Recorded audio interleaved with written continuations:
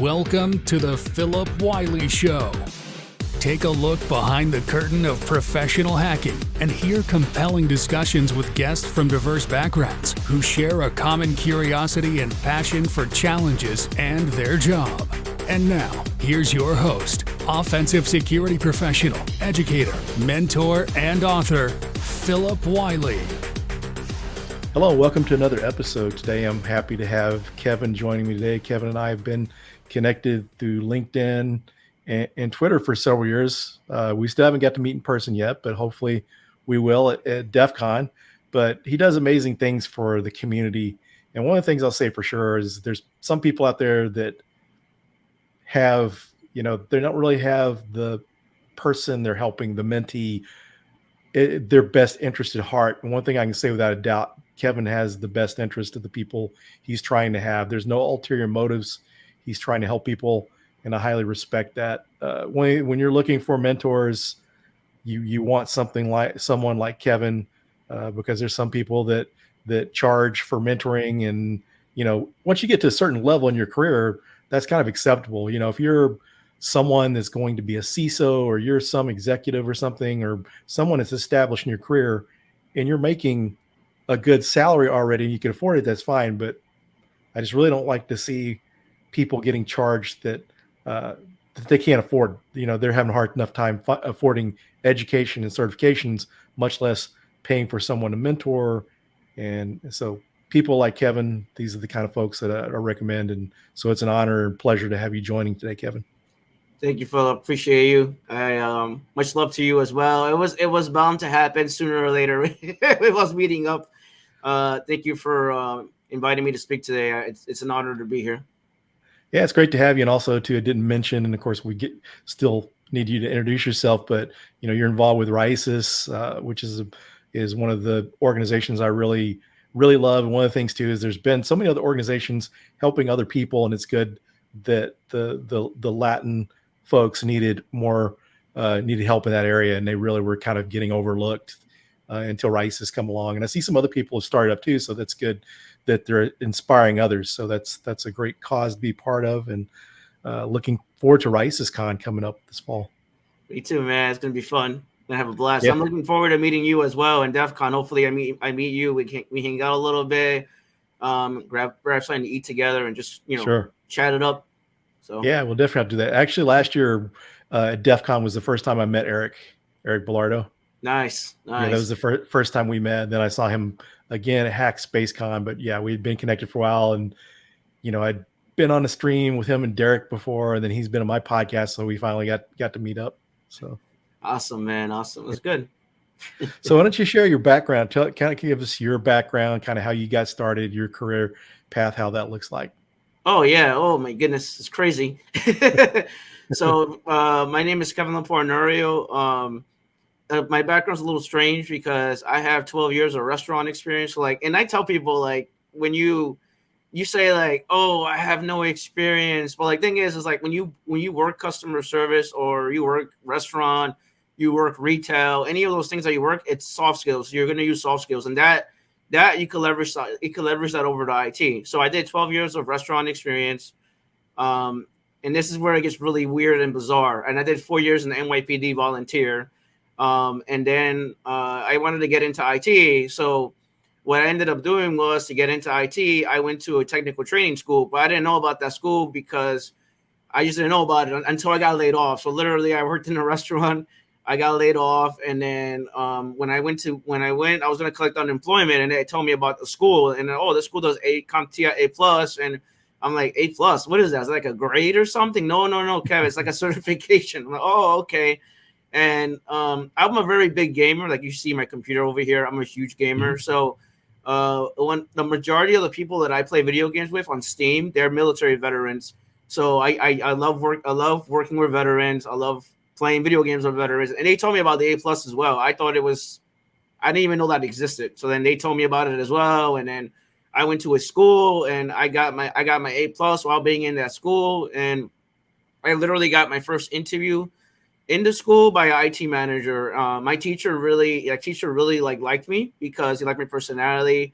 but he also liked the fact that like I would stay after hours to fix computers and PCs for the school, and I would upgrade them from Windows XP to Windows 7. So we had like these old computers, and I put them on XP on 7, and I was doing like a migration of computers throughout the whole building of the school. And my teacher's like, "Oh, let's give Kevin a chance. Let's try to get him a job." And I was studying for my A+, and I got my manager, which at the time was for the Department of Education. He interviewed me. He really is like he was like, "Why am I gonna take a chance on you? You have no job experience?" And I told him like, "I have customer service experience. You either have customer service experience or you don't have it, or you learn it over time. This is the reason why you should hire me, because I have soft skills. I worked in a restaurant. I have a lot of patience. If a customer gets upset or angry with me, I'm going to be empathetic about it, and I'm not going to throw a fit. I'm not going to scream and yell at the customer." So he really liked my answer, and he took a chance on me. And yeah, I worked there from the Department of Education, and then I moved my way up. I worked in multiple hedge funds, such as Blackstone Group, Riosis Asset Management knows me, TradeWeb, York Capital Management. A lot of big hedge funds know me, and I was in IT support, desktop support, some system admin roles, and then like just go back a little, even before that, that's where I started my YouTube channel, because I wanted to share my I guess my story, but also wanted to share what I'm learning while being in IT, because at that time, the only person I will watch at the time, just going back in time, was Eli, the computer guy. So I was watching his videos, and he had like a lot of IT videos. Him and Zach Hill from IT Career Questions. Those are the two people that I was watching. And I told him, like, I told myself, like, I should make a YouTube channel and talk about my story, talk about like what I'm doing, how I got here, teach myself, teach what I'm learning right now, and teach it to people. And that inspired me to make my own YouTube channel. But also, I got like a lot of bad feedback in Reddit when I was asking for help, so I got frustrated with that too. So I'm like, you know what? Let me just make my own channel and see what happens. And I made my own channel, and it just slowly grew after that. And I started collabing with other YouTube content creators. And on top of that, I was working at the same time. And then I've been in IT support for almost 8 to 9 years, and now I work in cybersecurity, and I work for 701. So my story is a little different, and I'm also a technical trainer, so I do tech training for Job Skillshare. I'm also a tech trainer for Boots to Books, Peter Klein, for military veterans. I do content for them as well. I'm also a volunteer chapter director for Riosis Cyber. I also have my own Discord. I'm all over the place. Yeah. So that's a little bit about me. I wear like 5 or 6 different hats. But that's me in a nutshell. Hopefully that answers your question, Phillips. I'm all over the place. So. I hear you. Can I hear you? Sorry about that. Yeah.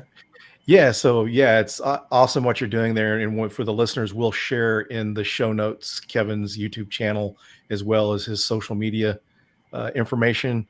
But yeah, that's awesome you're doing that. One of the things too that I've been talking to guests more often about, because I actually had Zach Hill as a guest on one of the episodes, is just the opportunity for creating content, what that can do. Some people do it to teach themselves, but at the same time too, it's a good way to get exposure, and people can find you that way. Hiring managers see you doing these technical videos, so they can see your presentation skills and get an idea of your skill set. So that's really an area I don't think that people utilize as much, but there's a lot of people that have built careers out of content creation. They start out doing content creation, and then they got jobs in IT or cybersecurity. No, I 100% agree with you. Like, you should, like, I know it sounds really weird for me to say this, because people in IT are very antisocial. So we don't like to talk to people. We like to hide behind our computers. And one thing I talk about a lot is just put yourself out there and see what happens. Like, if you're on LinkedIn, put yourself out there on LinkedIn. If you're on YouTube, put yourself out there on YouTube. Don't be afraid to get out of your shell. And it does help you a lot, like, which is why I recommend, like, for example, like, if you're not good with talking to people, I recommend Toastmasters, and go put yourself out there and just talk to people and see what happens. A lot of hiring managers, people are hiring. It's just that they don't know who you are. If you have no voice, you got to speak up. So put your voice out there and just see what happens. You never know who's watching you. So. Yeah, it's interesting that you mentioned that. I've seen people like in our local community that that have spoken at some of the local DEF CON group meetings. There was one guy is a recent college grad. He did a talk on like malware analysis at one of the meetings, and a hiring manager from Citibank was in the audience. He saw it, asked for his resume, and he got hired. So basically, he was kind of doing a technical interview on the spot, just kind of showing his skills through that presentation. And as you mentioned, overcoming the fear of speaking. That's kind of the same thing. I use Toastmasters too, because I was kind of scared to speak in public, and they were announcing the call for papers for our local B-Sides conference, B-Sides Dallas Fort Worth. And one of the presenters, one of the people that coordinated B-Sides and also was one of the coordinators and hosts of that meetup I was at, he said the best job he got of his career was because he spoke at conferences. And when I heard that, I went like the next week, signed up for Toastmasters, and it really helped me. It really helped pay off, and I got over my fear of speaking. So I like that your idea of using Toastmasters. It's a good recommendation. Yeah, there's another one that people don't know about for veterans, but it's also for civilians. It's called Vets to Industry. So Vets to Industry, what they do is for Vets to Industry is they really put you out of your comfort zone. So what they do is they have a Zoom event every couple months. They have a Zoom event on a Saturday, and it's from 2 p.m. EST time to 6 p.m. EST time, and they have a lot of hiring managers and job recruiters in that social event. And then what they do is it's like 200, 300 people. They break you out in small rooms, and you gotta sell yourself for 30 seconds, and you gotta speak to each individual person for 30 seconds. And they keep doing that over and over again from 2 to 6. And then by the time you're done with that, you have 200, 300 genuine connections.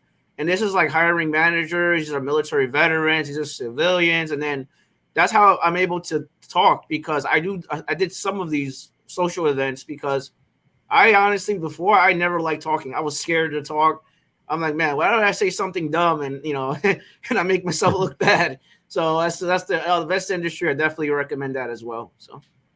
Yeah, it's great. You hit on some good points there too. The networking thing for anyone listening is huge, because you can take someone with not nearly as much experience, and they're networking well, connecting with people. They're going to find a job easier than someone else that may have more experience that's not really networking, because if people don't know about you, they can't hire you. No, I 100% agree with you. That's why they say word of mouth goes a long way. References go a long way. Sometimes you need that extra leverage or that extra boost from someone else to get you that job or that opportunity. That's how I got my job at 701. Literally, I just got a reference. I got a referral. I became super cool with one of the cybersecurity guys at S1. He's like, Kev, you can put me as a reference anytime you feel like it. And when the time is right, the time is right. And the job came at the right time. I applied. I put him as a reference. They asked me, oh, how do you know this person? I was in a social event. I hanged out with him. I became, I guess, cool with him. And I did it in such a genuine way. Like I don't like to ask for favors. And I also don't like to sound like I'm begging or asking for something. So I did it in such a way that it's not like begging or asking. Like, it's like, how can I help you first before I could ask you to help me? So that's how I did it with him. And he was so grateful to me that he's like, just put me as a reference, Kev. I got you. Don't worry about it. And that's what happened to me. So that's good that you did that, because one of the things people have to consider too is some of these companies, they pay referrals to their employees. So they refer someone, you're helping them potentially make some more money too. If they know you and you've communicated enough with them, who's going to turn down free money? I mean, some companies pay out pretty big. I used to work for a bank, and we got like $3,000 referral bonuses for referring people. So some cases that, a lot of cases people are just wanting to help, but at the same time too, you just like how you said, how can I help you? That's the same thing too. You're able to help them out because you may be able to get them a referral bonus in the process. No, and one thing, I'm sorry, go ahead. No, I agree with you. Yeah. One of the things you hit on too, that it's really good that you mentioned, I think it's really worth expanding on, is you mentioned being able to sell yourself.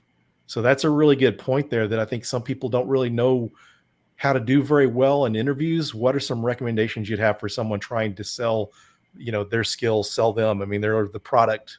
How do they sell themselves?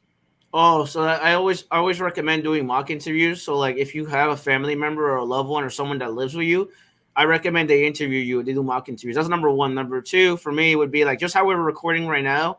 Try to download Zoom or a third party app. Record yourself and see how you answer interview questions. Number three for me will be like I said before, go join these social events, go talk to people, see what happens. You never know what might happen, and that's gonna make you a lot better with interviews. Because a lot of people what they do is they freeze up when they interview. They don't know how to answer the question. They're scared to answer the question, or they don't know how to say anything. So like what I tell people that are interviewing, I tell them you should always have a script. So have a script when you're going to these job interviews. And then the other thing is make sure you research the company, because sometimes these companies, they're gonna ask you like, what do we do? What do we specialize in? Do you know what we do? Like what's our company logo? What's our company name? What do we specialize in? Tell me more about what we are and what we do and stuff like that. And if you don't know if you don't do any research at all, they're gonna look at you like, oh, this person did no research. I'm gonna take a chance on this person. So like that's also very important. And the other important thing too of interviewing too, like I said, to prepare for interview, make sure you have a couple of questions to ask the hiring manager. You should be interviewing them as much as they're interviewing you. So that's very important too.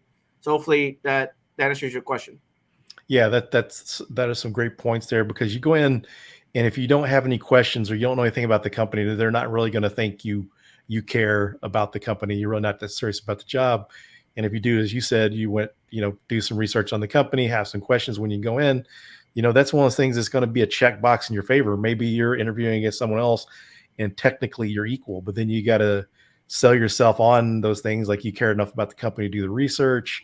And some of the things too, going back to selling yourself, is kind of learn. You mentioned how you had that customer service experience.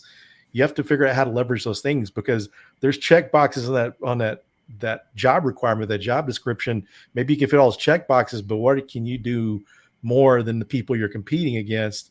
You got good communication skills, you have customer service skills, you can go beyond that. Then that's even more of a bargain for them. They're getting someone that can do more than what they were looking for. Yeah, and I 100% agree with you. And like I said, I had an interview with InfoSec Live, Simon, and a few other a big bosses. I mean, like CTOs, CFOs, CIOs, and just big companies. I joined the cybersecurity leadership event every year. I joined it it's usually like in April, and I went this year and I went last year, and they all gave me the same answer. Like, but as far as interviews are concerned, like for candidates, they all gave me the same answer. Like, can I work with this person 8 to 5, or am I going to strangle the living hell out of this person?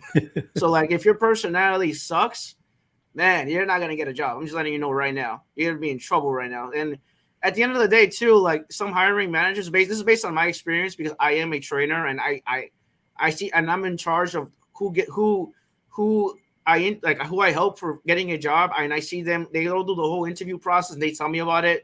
And from my personal experience, like if it's entry level, specifically entry level, and you have an amazing personality, the hiring manager will take a chance on you because you have a nice personality. Because, okay, I could train this person in IT. Their personality is awesome. I could train them. But then when you have someone that's like rude and nasty, or they're screaming, or they don't know how to talk to the hiring manager, then this person's like, or you have the other person where they're too damn technical. And then the person that you're interviewing, they don't understand what you're talking about. Like, what the hell is this guy talking about? Or what the hell this person's talking about? Because they're too damn technical. So, like, it really varies from person to person. But it's extremely important that you have the right personality, because at the end of the day, they're trying to put you in the team, and they want to make sure that you fell well with that team, and then you're not going to be toxic to the environment. So, yeah, it's a good point, because and one of the things too, when you're talking about being too technical, I've worked with some people before. I used to work for this company, and we were supporting these firewalls, these Linux-based firewall appliances. And we had a guy on the team. The guy was super smart, very smart, smartest guy on the team, had the most experience. But my gosh, I heard him yell at people during calls because they weren't getting it. It was a Linux-based system. Back in the early 2000s, not a lot of people worked with Linux. So, there's more of a learning curve to it. And I've heard him yell and cuss people out on calls. And it's like, sometimes it's worth the shot of someone else that maybe is not technical, that has the patience and the communication skills. Yeah, 100% agree with you. And that was my experience, because I worked with someone, and we were we were interviewing. So when I worked a lot with hedge funds and the C-level folks, and I work a lot with executives and those as I made a post yesterday, I said the executives are the Gordon Ramsay of IT, because if something doesn't work, they throw a fit. So I was interviewing someone because I was in charge of interviews at the time, and the way he came off, he was too technical, and the way he came off was extremely rude, and the personality just wasn't a great match for the company that we were hiring in that company. And I told my manager, we can't hire this person because they're extremely rude. And imagine them working with the CEO, the CFO, CIO, that they're gonna get pissed off at him. So you can't hire this person. That person didn't want to like. I'll give you a real example. Like, I interviewed him. I asked him a question about if the CEO is having an issue and they can't print for some reason, what would you do? And he said, "Oh, I wouldn't even go to his desk or do anything. Let's just leave it alone." I'm like, well, can't really give me an answer like that. Like, like, obviously if the CEO's having an issue with their printer, you obviously have them print somewhere else, or you print the document for them and hand it to them, and then you troubleshoot the printer when they walk away or when they're not at their desk. So I was telling him that, and he didn't. He's like, "Oh, I gotta fix printers out of the hardware. I'm not doing that." And I'm like, "All right, so I guess you're not gonna get this job then." So it's just like that, like, things like that, man. It drives me nuts. So basically, you're a trainer, and and based on your personal experience, what would you recommend to someone that's wanting to get into IT? What type of training? Where should they start? That's a really hard question to answer, because like I don't know where you are in your career, but usually I always, because I'm the Kev Tech IT support guy. I'm all about fundamentals. Like, if you could learn all the advanced stuff, but if you don't know basic fundamentals, you're going to be in trouble. So you got to know fundamentals. Fundamentals are very important. It's like building a house. You got to have a strong base. If you have a strong base, you'll be fine.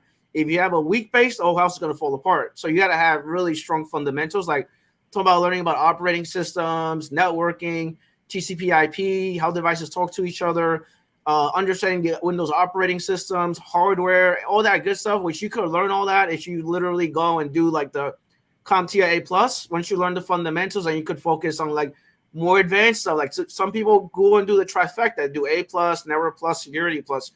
Some people, they already know IT already, so they don't even do A+. They go and get another certification. So like, it really varies from person to person. But like I said before, please focus on fundamentals, because I train students a lot, and they want to go up here, and they don't even know anything down here. And I'm like, I need you to slow down. Come back down here with me. Let's learn fundamentals. Let's learn the operating system first. Stop trying to do Kali Linux. Stop trying to hack this thing. We don't even know what the hell is going on behind the scenes. So please learn fundamentals, and hopefully that answers your question. Yeah, that's a good answer there. I think even like in security, people jump into wanting to pen test before they learn the technical skills, because you have to really understand the technology before you can secure it, and especially if you're going to try to hack into it as a pen tester, you have to really understand those. And one of the things too is people just have to look at any time you invest in any kind of technical skills like that in IT, and maybe your end goal is security, those are still transferable skills, because you take someone that starts out learning pen testing that didn't learn those other skills well enough, they get like a shell to a Windows or Linux system. They don't know what to do from the command line. They're going to be doing a lot of Google searching to try to figure out what to do. So yeah, I really agree with the fundamentals. Sometimes people skip over that because they want to get to the fun stuff, but it's just going to make your life easier when you have those fundamentals. Yeah, you're gonna be miserable if you don't know fundamentals, because I see it all the time, because I know from my personal experience, I trained someone on some stuff that they needed to know for their job, and then they got the job, and then they got let go of their job because they didn't know fundamentals. So it has happened to me, like with students that I have trained. Like, I had someone, they had a network admin job, and they're asking, "All right, can you make these changes on this firewall?" I don't know how to do that. Can you whitelist this IP address? I don't know how to do that. And I was like, oh, okay, well, guess I'm not sure why we hire this person then if they're not able to do their job. So like, learning like the basics is so important, especially when you're trying to get into these jobs. You're going to be less stressed out, which is why I recommend you learn fundamentals. So what do you think about certifications? Do you think that's a requirement for someone wanting to get into IT? Certifications is like a hit and miss. Like some companies require it, some companies don't require it. For my personal training, I have trained people. The thing is with certifications, and the thing is with getting a job in IT, it's so hard to answer that question because I've seen different avenues of people get jobs. I've seen someone get a job without any certifications. I've seen someone get a job with certifications. I've seen someone get a job with just having a college degree. I've seen someone get a job by a referral. So like if you were to pick 5 people out in the street that have jobs in IT, 5 different people, you're gonna get 5 different answers because they're all different, all different avenues of IT. Like at the end of the day, like you may need a degree, you may not need a degree, you may need a cert, you may not need a cert. Like it goes back to that. It also goes back to your branding, and sometimes it's not what you know, it's who you know. And if you get a referral and you don't need a certification, you can just get right in and get that job. So like that question is so hard to answer because I've seen so many people get jobs in so many different ways. Yeah, it definitely seems like if you know what you're doing and if you have the connections, you'll get the job easily.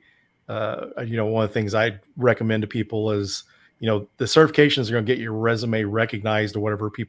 It'll get attention, but you need to know what you're doing and focus on learning it, because you get into an interview and you don't have the certifications and you can answer the questions. At the end of the day, it really doesn't matter that you have those certifications.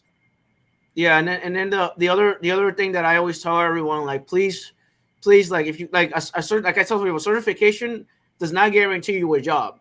It just guarantees you an interview, or it gets you past HR or the hiring manager per se, because they're asking for it, right? So like, whatever you have on your resume is fair game. So be sure to prepare for that resume when you're doing those job interviews. But the other thing that's very important that will make you stand out, which I always tell everyone, is create a home lab, create project work, add that home lab to your resume. Like for example, if you're applying for IT support, you're going to have to learn Active Directory, right? So like you could go and do Active Directory for free on the cloud on Azure or AWS, set up a server, set up an instance of Server 2019, install Active Directory, learn about organizational units, learn about users and computers, learn about creating an account, unlocking an account, resetting an account. Once you learn those skills, you can add those skills to your resume. So then when you go for a job interview, you can actually talk about it, which is why I recommend building a home lab. And then you have that your extra step ahead of the other people that are interviewing, because you actually have the skills that they want for the job that you're applying for. So very cool. And in that process of going through that, you're able to answer those interview questions. If they ask, how do you add a new user in Active Directory, you're able to explain that. And the people that you're, competing against for that job may not know that. Exactly. Which is why I recommend home lab. And Phil, I'm not even making it. Like I have an Excel sheet of people that got jobs in IT. Like I helped over 1,000 people get jobs, and the majority of them, they got jobs because of home labs. Like literally, like the hiring managers, like, oh, you have a home lab? Tell me more about that. What is that? Yeah, I have Active Directory. I set up domain controllers. I set up a bunch of OUs. I set up a bunch of user accounts. I gave this person access to that folder, to this folder. I also, and he's like, oh, tell me a little bit more about Office 365. Yeah, I learned about Exchange Admin. I learned about creating mailboxes, creating distribution groups, or they get excited. Like the hiring manager gets super excited, and then like, oh wow, this guy or this girl, they know what they're talking about, and they're like, oh wait, so I see you have ServiceNow there. You learn about ticketing systems too? Yes, I know about ticketing systems. Oh, awesome. Tell me more about that. Yeah, I know what difference is an incident and a response. I know the difference between a priority 1 ticket, a priority 2 ticket. I know about SLA. I know about this and that, and they get very excited. So like when I tell people, like I stress the living hell out of home labs, because I see people get jobs with it, because you learn a ticketing system, you learn Office 365, specifically for IT support. You learn about Active Directory, you learn about MFA like Okta or Dual, and then you could add that experience to your resume. And you could talk about that, and that's a great way of selling yourself. So then when you go to the job market, the hiring manager's impressed by you. You don't got to really do much because you already know how to answer the questions. You're basically like check marking everything that they're asking for, and it just makes them happy. It just makes them super happy. And I see it happen all the time with hiring managers. So we're getting down towards the end of the show. Is there anything you'd like to share before we close out the episode? Me is always the same. It is always the same thing. Is all about mindset. In IT, you gotta have strong analytical thinking. You gotta learn how to research the answer. That's number one. Number two for me is about the mindset. So like when you're brand new to IT, I'm not talking about someone that's brand new to IT, you're gonna get rejected a lot. So you gotta make sure you embrace rejection, because a lot of times when you're applying for these jobs, you will get rejected a lot. at the end of the day, you know, you got to keep applying and keep applying until someone gives you an opportunity, someone gives you a chance. So don't give up. Because a lot of people, what they do is they apply to 9, 10 jobs, they give up, and then they go into something else. They give up in IT. And this is, you got to play the long game. You got to keep applying for jobs until someone gives you a chance. And obviously, if no one's calling you, you got to take a step back, reevaluate everything through a 360, reevaluate from outside. Look at your resume. There's something wrong with your resume, maybe. Maybe there's something wrong with the resume, or maybe there's something wrong with how you're interviewing. Take a step back on that, reevaluate that, and then go back into it again. And then once you do that, you could be applying for jobs, and you'll find a job after that. So it's a mindset game, and it's very mindset. So embrace rejection. Very important. Well, I appreciate you joining you. That's some great advice that you shared. I'm sure it's going to help the listeners. So I appreciate you taking time to join today. Thank you, Phil. Thank you for having me. Appreciate it. Thanks, everyone, and we'll see you on the next episode. Thank you for listening to The Philip Wiley Show. Make sure you subscribe so you don't miss any future episodes. In the meantime, to learn more about Philip, go to thehackermaker.com and connect with him on LinkedIn and Twitter @Philip Wiley. Until next time.